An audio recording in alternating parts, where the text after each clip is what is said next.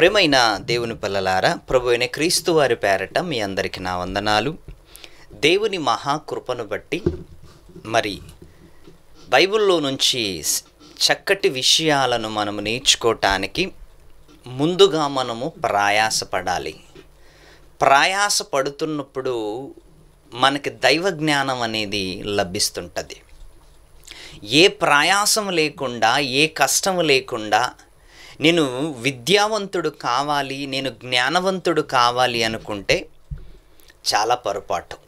అందుకే దేనికోసమైనా నువ్వు ప్రయాసపడుతున్నావా, వాక్యం చదివే విషయంలో కానీ, దైవత్వంలో కానీ, వాక్యములో ఎదగటానికి కానీ ఏ విషయంలో మనము ప్రయాసపడుతున్నాం. అందుకే ప్రయాసం లేనిదే మనిషి బుద్ధిమంతుడుగా లేకపోతే జ్ఞానవంతుడుగా ఎప్పుడూ కాలేడు. అందుకే భూమి మీద సగం మనుషులందరూ కూడా, సగం వరకు 50% మనుషులందరూ కూడా ఏం ఆలోచిస్తూ బ్రతుకుతున్నారు అంటే, ఎవరో వస్తారు మమ్మల్ని బాగు చేస్తారు అన్న ఆలోచనలతోనే బ్రతుకుతున్నారు. ప్రియులారా, మీరు బాగా గమనించండి. లోకములో ఇదంతా ఒక వర్గం దీనిపైన ఆధారపడి ఉంది. ఎవరో వస్తారు మమ్మల్ని బాగు చేస్తారు, ఎవరో వస్తారు బాగు చేస్తారు, ఎవడో వస్తాడు బాగు చేస్తాడు అన్నట్లుగా లోకమంతా కూడా ఎవడో వస్తాడు మమ్మల్ని బాగు చేస్తాడని ఎదురుచూపు చూస్తున్నారు. కానీ అసలు నేనెందుకు చేయకూడదు అన్న ప్రశ్న మాత్రం వేసుకోవటం లేదు ఎవరు. ఎవడో వస్తాడు బాగు చేస్తాడు అనటం కంటే నేనెందుకు నిలబడకూడదు, నేనెందుకు సమాజంలోకి వెళ్ళి సమాజాన్ని ఉద్ధరించకూడదు అని ఎప్పుడూ ఆలోచించడు. ప్రియులారా, ఒక్కసారి మీరు ఆలోచించండి. ఇశ్రాయేలీలు మెస్సయ్య కోసము ఎదురు చూస్తున్నట్లుగా ఈరోజు ప్రజలందరూ కూడా ఎవడో వస్తున్నాడు, ఏదో చేస్తున్నాడు, మమ్మల్ని బాగు చేస్తున్నాడు, మా కష్టాలు తీరుస్తున్నాడు అని ఈరోజు అందరూ ఎదురు చూస్తున్నారు. ప్రియులారా, అందరూ ఎదురు చూస్తున్నారు. ఒక విషయం మీరు గుర్తుంచుకోండి, ఎవడు రాడు. ప్రియులారా, ఎవడు రాడు. ఎవడి కోసమో ఎదురు చూడటం కంటే మిమ్మల్ని మీరే బాగు చేసుకోవాలి, ఎవడి కోసమో ఎదురు చూడటం చాలా మన మూర్ఖత్వం. అందుకోసమే ఎవడి కోసం ఎదురు చూడకండి.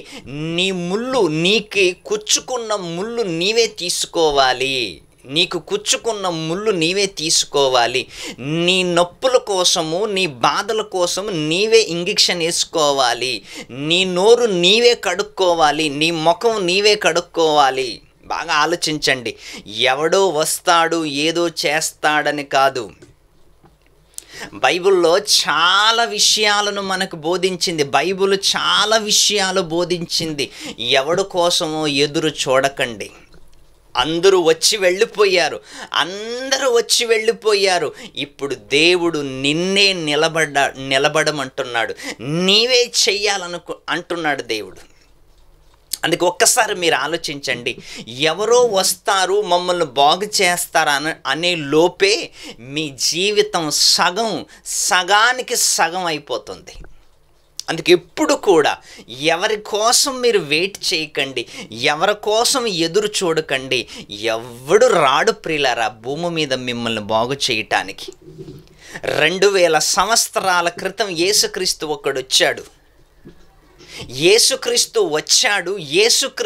వచ్చి అనేకుల కొరకు ప్రాణం పెట్టాడు. అనేకుల కొరకు, ఒకరి కొరకు కాదు, అనేకుల కొరకు ప్రాణం పెట్టాడు. ఆ ఒక మహానుభావుడే మన కోసం వచ్చాడు. ఇంక మన కోసం ఎవరు రారు. మన పాపాలను తీసివేయటానికి ఆ మహానుభావుడు వచ్చాడు. మనము చీకట్లో ఉంటున్న మనల్ని బాగు చేయటానికి ఆ మహానుభావుడు వచ్చాడు. తన ప్రాణం పెట్టాడు, రక్తం కార్చాడు, చివరికి శరీరం అంతటిని నలుగొట్టుకున్నాడు. ప్రియులారా, ఇంకెవడో వస్తాడని ఎందుకు ఆలోచిస్తారు? ఎవడో వస్తాడు, ఇవన్నీ కథలు విన్నాం. ఎవడో వస్తాడు బాగు చేస్తాడు తీసుకెళ్ళిపోతాడని, ఇవన్నీ కథలు. యేసుక్రీస్తు వారు వచ్చారు కదా, ఇంకెవడొస్తాడు మీకోసం చెప్పండి? మీ పాపాలు తీసివేయటానికి ఇంకెవడో రాడు. మీ పాపాలని మీరే తీసుకోవాలి. యేసుక్రీస్తుని స్వరక్షకునిగా అంగీకరించి, యేసుక్రీస్తుని స్వరక్షకునిగా అంగీకరించి మనకిచ్చిన ఈ 66 పుస్తకాలలో మనము బ్రతికే విధానము, మనము నడుచుకునే విధానము, మనం ఎలా బ్రతకాలో అన్నిటినీ దేవుడు మనకి నేర్పించి వెళ్ళిపోయినప్పుడు మళ్ళీ ఎవడి కోసమో ఎదురు చూడటం అనేది చాలా పొరపాటు ప్రియులారా. కొన్ని సందర్భాలను బైబిల్లో నుంచి మనం ఆలోచిద్దాం. మొదటి శతాబ్దంలో యేసుక్రీస్తు దగ్గర ఉంటున్న వాళ్ళు, మొదటి శతాబ్దంలో యేసుక్రీస్తు దగ్గరున్న శిష్యులకి ఒక మంచి హెచ్చరిక చేస్తున్నాడు. ఏంటి ఆ హెచ్చరిక అంటే ప్రియులారా, ఒక విషయాన్ని బైబిల్లో ఆలోచిద్దాం. మత్తయి రాసిన సువార్త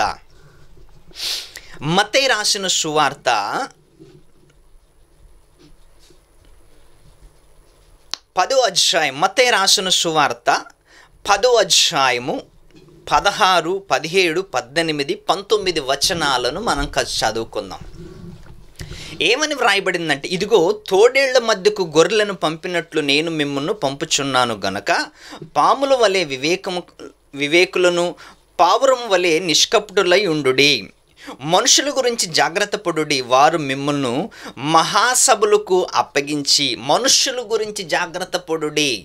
ఎవడో వస్తాడని మీరు ఎదురు చూసేలోపు వాళ్ళే మిమ్మల్ని ఎత్తుకొని వెళ్ళిపోయే అవకాశాలు ఉంటాయి. జాగ్రత్త అని చెప్తున్నాడు యేసుక్రీస్తు. మనుషులను గురించి జాగ్రత్త పడుడి, వారు మిమ్మును మహాసభలకు అప్పగించి తమ సమాజ మందిరములోని మిమ్మును కొరడాలతో కొట్టింతురు. మహాసభలకు ఈడ్చుకెళ్తారు, మందిరములోకి తీసుకెళ్ళి మిమ్మల్ని కొరడాలతో కొట్టిస్తారు. వీరికిని అన్యజనులకును సాక్షార్థమైన నా నిమిత్తం మీరు అధిపతుల యొద్దకును రాజుల యొద్దకును తేబడుదురు. వారు మిమ్మల్ని అప్పగించినప్పుడు ఎలాగూ మాట్లాడదుమో, వారు మిమ్మల్ని మహాసభలకి, మహా అధిపతులకి అప్పగించినప్పుడు వారు మిమ్మల్ని, శిష్యుల గురించి మాట్లాడుతున్నాడు సుమా, అన్యుల గురించి కాదు, శిష్యుల గురించి మాట్లాడుతున్నాడు. అందుకే బైబిల్లో ఎప్పుడు ఎవరితో యేసుక్రీస్తు వారు మాట్లాడాడు ఇది కూడా మనం గమనించాలి. అన్యులతో మాట్లాడా, శిష్యులతో మాట్లాడా, యూదులతో మాట్లాడా, ఎవరితో మాట్లాడాడు యేసుక్రీస్తు అన్నది చాలా ప్రాముఖ్యమైన సందర్భం. అందుకే మనం బైబిల్ చదువుతున్నప్పుడు యేసుక్రీస్తు ఎవరితో మాట్లాడాడు అంటుంటే ఇక్కడంక మాట్లాడుతున్నది శిష్యులతో మాట్లాడుతున్నాడు. ఏమనంటే ప్రియులారా, వారు మిమ్మల్ని అప్పగించినప్పుడు ఎలాగో మాట్లాడదుమో, ఏమి చెప్పుదుమో అని చింతింపుకుడి. ఏం మాట్లాడాలో, ఏమి చెప్పాలో చింత చెయ్యకండి. ఎందుకు అంటే వాళ్ళు ప్రారంభ దశలో ఉన్నారు. ప్రారంభ దశలో ఉంటున్న వాళ్ళకి సహాయకుడు అవసరం అవుతాడు. ప్రారంభ దశలో ఉంటున్న వాడికి సహాయకుడు అవసరం పడతాడు. చిన్నపిల్లవాడు ప్రారంభంలో నడవటానికి తల్లి తోడుపడుతుంది, ఒక కర్ర తోడుపడుతుంది, లేకపోతే చిన్న బండి తోడుపడుతుంది. చిన్న పిల్లోడు నడవటం లేదు కాబట్టి వాడికి సహాయం అవసరం. ముసలి వాళ్ళు నడవటం లేదు కాబట్టి వాళ్ళకి సహాయం అవసరం. ఇక్కడ శిష్యుల జీవితం ప్రారంభమవుతుంది. యేసుక్రీస్తు వారి దగ్గర తర్ఫీదు పొందుతున్నారు. వీళ్ళు యేసుక్రీస్తు దగ్గర తర్ఫీదు పొందుతున్న వాళ్ళకి యేసుక్రీస్తు వారు నేర్పుతున్న ప్రారంభ మాటలు ఏంటంటే, మీరు ఏమి మాట్లాడదుమో, ఏమి చెప్పుదుమో అని చింతింపుకుడి. మీరేమి చెప్పవలనో అది ఆ గడియలోనే మీకును అనుగ్రహింపబడును. ఆ గడియలోనే మీకు అనుగ్రహింపబడును. ఏం మాట్లాడాలో ఆ సమయం వచ్చేసరికి మీకు దేవుడు తోడయి ఉండి పరిశుద్ధాత్మ సహాయమును మీకు అనుగ్రహిస్తాడు. చూసారా, ఏమన్నది కింద 20వ వచనం, మీ తండ్రి ఆత్మ మీలో ఉండి మాట్లాడుచున్నాడే గాని మాట్లాడువారు మీరు కారు. చూసారా ఎంత చక్కటి క్లారిటీ ఉంది ఇక్కడ. ఎందుకు అంటే ప్రారంభ దశ. ఒక చిన్న పిల్లోడికి నడవటానికి తల్లి ఎలాగైతే సహాయపడుతుందో, చిన్న పిల్లోడు భోజనం తినటానికి వాడి వల్ల కాదు, వాడి చేత కాదు, అందుకే తల్లి తినిపిస్తుంటుంది. 20 సంవత్సరాల తర్వాత వాడే తింటాడు. చిన్నప్పుడు నడవటం చేత కాకపోతే తల్లి నడక నేర్పుతుంది, తర్వాత వాడే నడుస్తాడు. చిన్నప్పుడు భోజనం తినటం చేత కాకపోతే తల్లి తినిపిస్తుంది, తర్వాత వాడే తింటాడు. ప్రారంభ దశలో బైబిల్లో అపోస్తులతో యేసుక్రీస్తు వారు చెబుతున్న మాట ఏంటంటే, మిమ్మల్ని చెరసాలకు ఈడ్చుకెళ్తారు, మిమ్మల్ని మహాసభలకు అప్పగిస్తారు, కొరడాలతో కొట్టుతారు, మిమ్మల్ని అనేక బాధలు పెడతారు వాళ్ళు. అప్పుడు ఏమి మాట్లాడాలో మీరు ఏమి చింత చెయ్యకండి.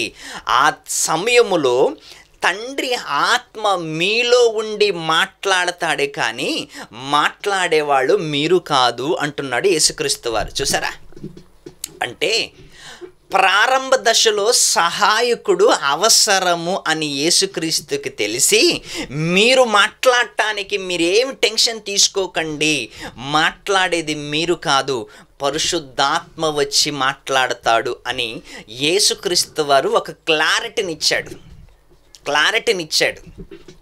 అలా అపోస్తులు బ్రతుకున్నంత కాలం వాళ్ళకి పరిశుద్ధాత్మ సహాయం అవసరము పడింది. ఎందుకు అంటే గ్రంథాలు రాయాలన్నా, సమయ సందర్భాన్ని చూసి మాట్లాడాలన్నా వాళ్ళకి పరిశుద్ధాత్మ సహాయము బాగా అవసరము. కాబట్టి వాళ్ళకి సహాయకుడుగా పరిశుద్ధాత్ముడు ఉన్నాడు. ఎప్పుడు వరకు ఉన్నాడు? వాళ్ళు భూమి మీద బ్రతుకున్నంత వరకు వాళ్ళతోని ఉండి వాళ్ళ చేతే గ్రంథాలను పుస్తకాలను రాయించాడు. వాళ్ళ చేతే పుస్తకాలను రాయించి ఒకసారి గ్రంథం అనేది సంపూర్ణమైన తర్వాత మళ్ళీ పరిశుద్ధాత్మ గ్రంథాలు రాయించటానికి ప్రేరేపణ చేయలేదు. ఎందుకంటే ఒకసారి గ్రంథం పరిపూర్ణమైంది, ముద్ర వేయబడ్డది. ఇంకా మనుషులకి సహాయం అన్నది బైబుల్. ఎవడో వస్తాడు, ఏదో చేస్తాడు, మమ్మల్ని బాగు చేస్తాడు, మమ్మల్ని తీసుకెళ్తాడు అని కొంగ కథలాగుంది. అందుకే ఒక్కసారి మీరు ఆలోచించండి, ఈ గ్రంథములో ఉంటున్న మీరు మాటలు ఆలోచించండి. అందుకే యేసుక్రీస్తు వారు ఏమంటున్నారంటే, మీ తండ్రి ఆత్మ మీలోకి వచ్చినప్పుడు మాట్లాడేది మీరు కాదు, పరిశుద్ధాత్మ మీలో ఉండి మాట్లాడతాడు. అందుకే ఎవరి కోసం ఎదురు చూడకండి ప్రియులారా. ఎవరో వస్తారు, మమ్మల్ని బాగు చేస్తారు అనుకునే లోపే మీ సగం జీవితకాలం అయిపోతుంది.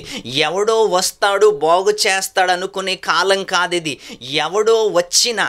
ఎవడొచ్చినా మనల్ని దోచుకెళ్ళటానికే వస్తున్నారు కానీ మనల్ని బాగు చేసి మంచి మార్గములో నడిపించటానికి ఎవడు రాడు ప్రియులారా, ఎవడు రాడు. మీ బ్రతుకులు మీరే బాగు చేసుకోవాలి, మీ బ్రతుకులు మీరే సరి చేసుకోవాలి, మీరే జ్ఞానం నేర్చుకోవాలి.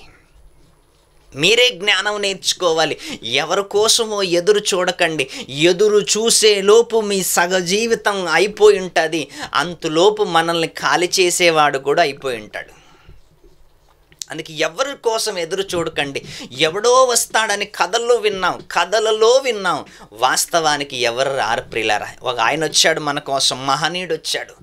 లోక పాపాలు మోసుకొని పోవు దేవుని గొర్రెపిల్లగా లోకములో ఉన్న పాపాలను మోసుకొని పోవటానికి యేసుక్రీస్తు వారు ఈ లోకములోకి వచ్చాడు. ఇంకెవడో వస్తాడని ఎదురు చూడకండి. నీ ముళ్ళు నీవే తీసుకోవాలి, నీ కడుపు నీవే నింపుకోవాలి, నీ ఆత్మను నీవే రక్షించుకోవాలి.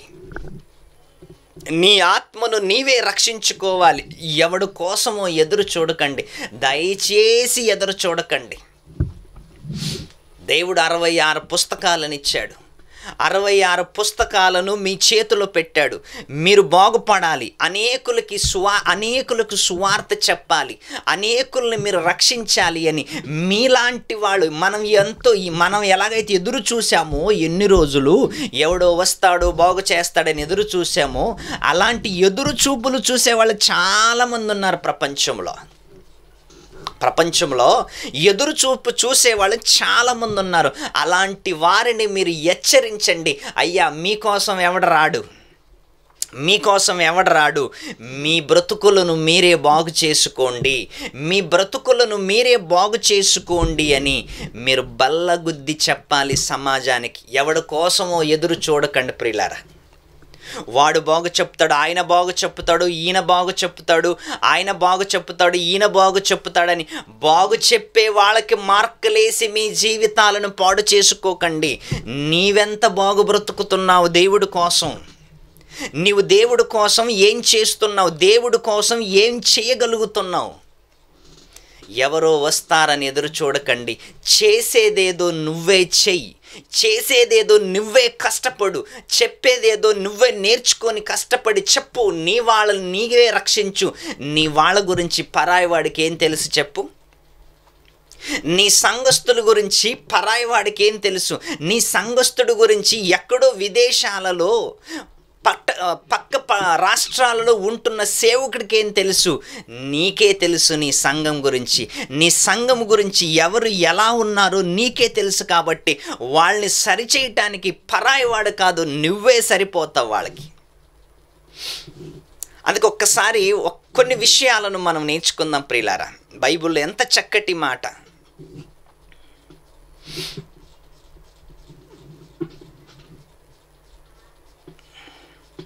1 కొరింథీ రాసిన పత్రిక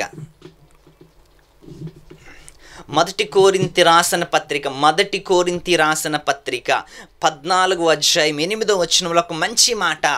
కోరింథీ సంఘానికి పౌలు గారు హెచ్చరిక మాట రాస్తున్నాడు.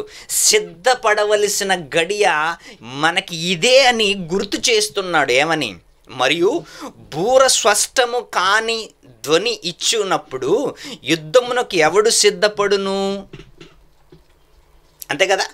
బూర స్పష్టము కాని ధ్వని ఇచ్చినప్పుడు ఎవడు సిద్ధపడును అంటే నువ్వు ఒక బూర ఊదావు అంటే అది క్లారిటీగా ఉండాలి. అప్పుడే ఎవరైనా సిద్ధపడతారు. మనం అందరూ లేచి నిలబడదాం అని నువ్వు చెప్పిన మాట ఎదుటి వాళ్ళకి వినిపించలేదనుకో, వాళ్ళు లేవరు. మనమందరూ లేచి నిలబడాలి అని క్లారిటీగా నువ్వు చెప్పగలిగితే వాళ్ళు నిలబడతారు. మనమందరూ పరిగెత్తాలి, మనమందరూ వాక్యం చెప్పాలి, మనమందరూ నేర్చుకోవాలని నీ మాట స్పష్టతగా ఉండాలి. యేసుక్రీస్తు వారు 66 పుస్తకాలలో, దేవుడు 66 పుస్తకాలలో రాయించిదే చెప్పాడు. ఎవరో వస్తారు ఏదో చేస్తారని కాదు. పాత నిబంధన అంతా కూడా ఎవరో వస్తారని ఎదురు చూశారు. వచ్చాడు, అనేకుల కొరకు ప్రాణం పెట్టాడు. ఇప్పుడు ఎవరో వస్తారని కాదు, నీవే సిద్ధపడాలి. నీవే సిద్ధపడి నీ సంఘాన్ని నీవే కాపాడుకోవాలి, నీ వాళ్ళని నీవే కాపాడుకోవాలి. ఎవరో వస్తారని వాడి కోసం ఎదురు చూస్తే ఎన్ని రోజులు ఉంటాడు నీతో? ఎంతకాలం ఉంటాడు నీతో? ఎంతసేపు చెప్పుతాడు నీతో? అందుకే ఒక్కసారి మీరు ఆలోచించండి. అలాగని ఎవరిని ఇన్వైట్ చేయొద్దండి కాదు, తెప్పించుకోండి, వాక్యం చెప్పించుకోండి.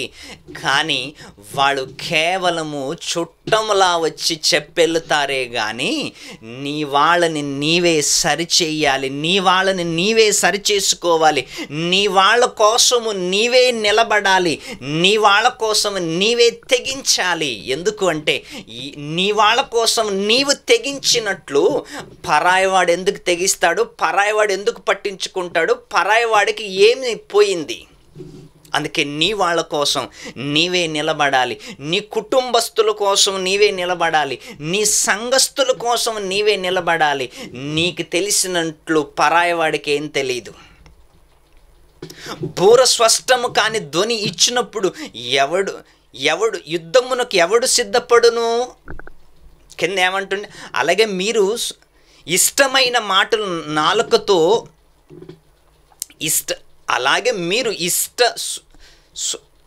స్పష్టమైన మాట నాలుకతో పలికితేనే కానీ పలికినది అది ఎలాగూ తెలియను. మీరు గాలితో మాట్లాడుచున్నట్లుందురు. స్పష్టం అవ్వాలంటే భాష స్పష్టం అవ్వాలి. అందుకే మాట్లాడుతున్న మీరు కానీ సిద్ధపడాలంటే సిద్ధపడాలి. అందుకే ప్రియులారా, ఒక్క విషయాన్ని మీరు ఆలోచించండి. భూమి మీద దేవుడు మనకిచ్చిన ఈ చిన్న జీవితకాలం చూసావా, చిన్న జీవితకాలంలో ఎవరి కోసమో ఎదురు చూడకండి. వాళ్ళు వచ్చేలోపు మన జీవితం నాశనం అయిపోద్ది. అందుకే పౌలు గారు తిమోతికి ఏం రాస్తున్నాడు ఒకసారి చదువుకుందాం.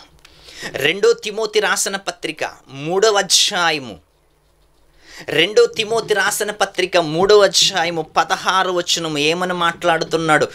మంచి మాట, మనల్ని ధైర్యపరిచే మాట, మనకి స్ఫూర్తినిచ్చే మాట మాట్లాడుతున్నాడు పౌలు గారు తిమోతి గారితో.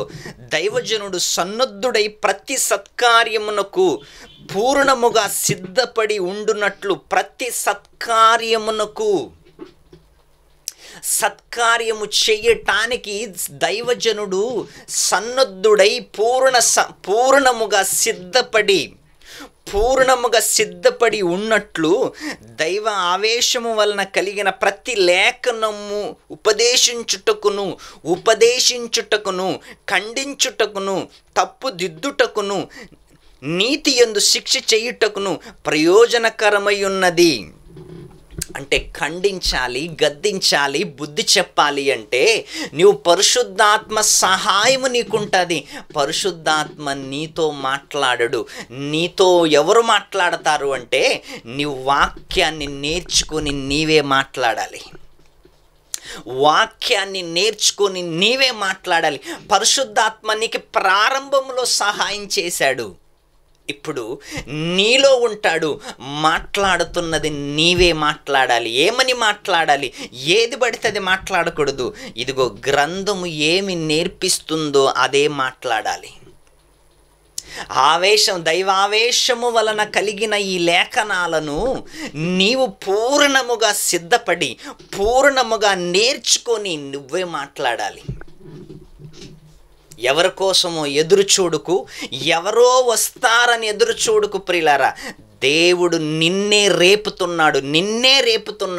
ఇశ్రాయేలుకి మోషేని ఎలాగైతే రేపాడో, ఇశ్రాయేలు కోసం దావీదుని ఎలాగైతే రేపాడో, ఇశ్రాయేలు కోసం సంసోన్ని ఎలాగైతే రేపాడో, ఇశ్రాయేలు కోసం డెబోరాను ఎలాగైతే లేపాడో, మరి ఈ తరములో దేవుడు నిన్ను లేపాలనుకుంటే నువ్వెంటి ఎవరి కోసమో ఎదురు చూస్తున్నావు? నువ్వెంటి ఎవరో వస్తారని ఎదురు చూస్తున్నావు?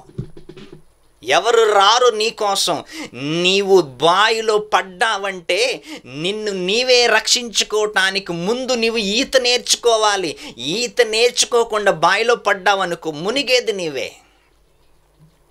ఎవరు రారు నిన్ను రక్షించటానికి? నిన్ను నీవే రక్షించుకోవాలి అంటే ముందు నీవు ఈత నేర్చుకోవాలి. నీ ఆత్మను రక్షించుకోవాలి అంటే ముందు నీ వాక్యం నేర్చుకోవాలి. అందుకొక్కసారి మీరు ఆలోచించండి. నీ కోసం ఎవరు రారు? నిన్ను నీవే రక్షించుకోవాలి, నిన్ను నీవే కాపాడుకోవాలి. ఆల్రెడీ నీ కోసం ఆయన వచ్చాడు, మహనీయుడు వచ్చాడు, నీ కోసం ప్రాణం పెట్టాడు కదా. నీ కోసం ప్రాణం పెట్టి అనేక శ్రమలు పొందాడు కదా. మరెవడొస్తాడు నీ కోసం? వచ్చేవాడంతా దోచుకునేవాడే కానీ నిన్ను బాగు చేసేవాడు ఎవ్వరు లేరండి. నిన్ను బాగు చేసేవాడు ఎవ్వరు లేరు. నిన్ను బాగు చేయటానికి నీ సంఘ కాపరి, మీ సంఘ కాపరి నీకోసం ఎంత కష్టపడుతుంటాడు, మీకోసం ఎన్నిసార్లు ప్రార్థన చేస్తుంటాడు, మీకోసం ఎంత ప్రయాసపడుతుంటాడో ఆయన్ని మీరు గుర్తించండి. ఎక్కడి నుంచో వచ్చి 2 రోజులు వాక్యం చెప్పెళ్తున్న వాడిని గుర్తించి మాటి మాటికి వాడినే గుర్తించకండి. ఎందుకంటే వాళ్ళు నిన్ను గుర్తించరు, నీవు వాళ్ళని ఎందుకు గుర్తిస్తావు? అందుకే ఎవరో వస్తారని ఎదురు చూడకండి. నీవే నిలబడు, నీవే స్టాండర్డ్ కా, నీవే నిలబడు, నీవే ప్రయోజకుడు కా. నీవు ప్రయోజకుడు అయితే నీ సంఘానికి మేలు, నీవు ప్రయోజకుడు అయితే నీ సంఘం ముందుకెళ్తుంది, నీవు ప్రయోజకుడైతే నీ సంఘం బలపడుతుంది. అందుకే నీ సంఘాన్ని ముందుకు తీసుకెళ్ళటానికి నీవు ప్రయాసపడు, కష్టపడు, వాక్యాన్ని దివారాత్రులు చదువు, నీ సంఘం కోసం కష్టపడు. అందుకు ఒక్కసారి మీరు ఆలోచించండి ప్రియులారా. దేవుడు మనకిచ్చిన ఈ మంచి అవకాశం ఎవరో వస్తారని ఎదురు చూడకండి. బైబిల్లో చక్కగా అనేక విషయాలు దేవుడు మనకు రాయించాడు కదా. ఆ రాయించిన వాక్యాలను చదువుకుంటున్నప్పుడు బైబిల్లో మనకేమర్థమవుతుందంటే, నేను నిలబడాలి అనే మాటలు మనకు బైబిల్లో నేర్పిస్తున్నాయి. అందుకే చాలామంది ఎవరో వస్తారు మాకు ఏదో చేస్తారని కాదు ప్రియులారా, నీవే ఏదో ఒకటి సమాజానికి చెయ్యి. దేవుడు నీకు ఇచ్చిన ఆయుష్కాలాన్ని